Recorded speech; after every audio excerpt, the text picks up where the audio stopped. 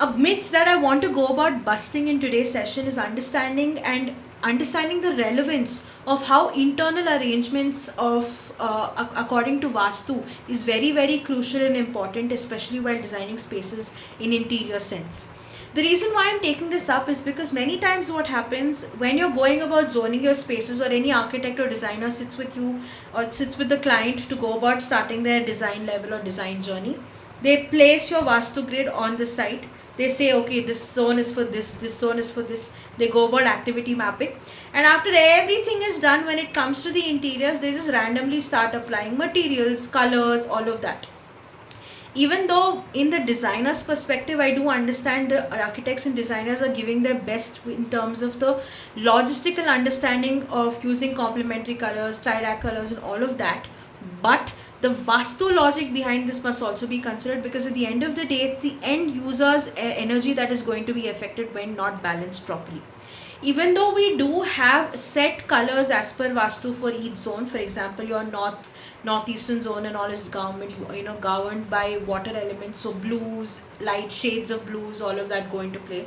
Again, in your southeastern zone, since this is in a fire element and all fire related colors are dealt with it, you have red and all.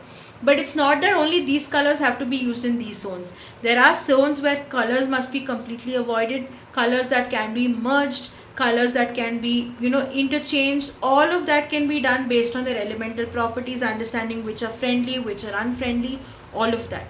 But along with this, there's another aspect that comes into play, that is orientation of furniture.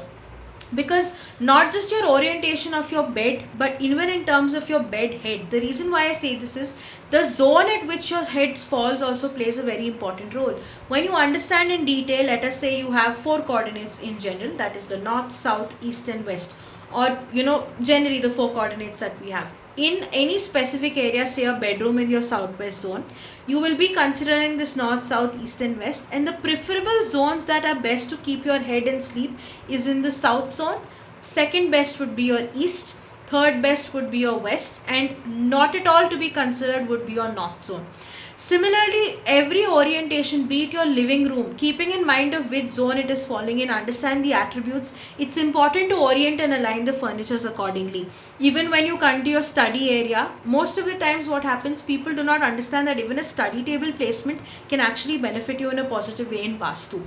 There are multiple reasons. So for example, if you're having in a creative perspective, a northeastern study room can be very beneficial for you, especially if you're in the creative fields or all of those sectors. If you're into stock markets and all of that, you can choose a west zone oriented study table. Like that, for each and everything that you have, there are dedicated zones that can actually be beneficial according to their attributable energies. Similarly, when we're talking about orientation of, say, your kitchen, even though keeping your triangle, for example, in your kitchen, when you understand your gas stove, your refrigerated oven, there's a certain triangular placement that goes behind it, the logic that runs.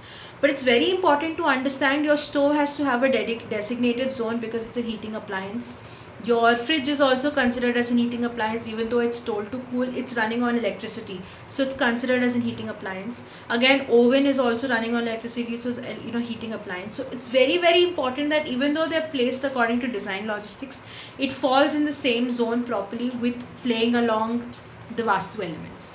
So when you're designing it, you will have to be very, very cautious of how you're going about the orientation of internal layouts, be it furnitures, be it fixtures, be it curtains, be it just sofas, throws like pillow throws, whatever it is, every single thing has a very, very important element, including your plants. When you understand Vedic Vastu in detail, you will be able to realize that every zone that you have their own type of plants that are best suited, and there are certain plants that are exclusively used as remedies for any negative effects or doshas that are there in any of the specific zones. So again, repeating myself, please do go for a client consideration. For especially the clients that are there, please do go for a design consideration or consultation along with the Vastu consultation while going about doing your interiors.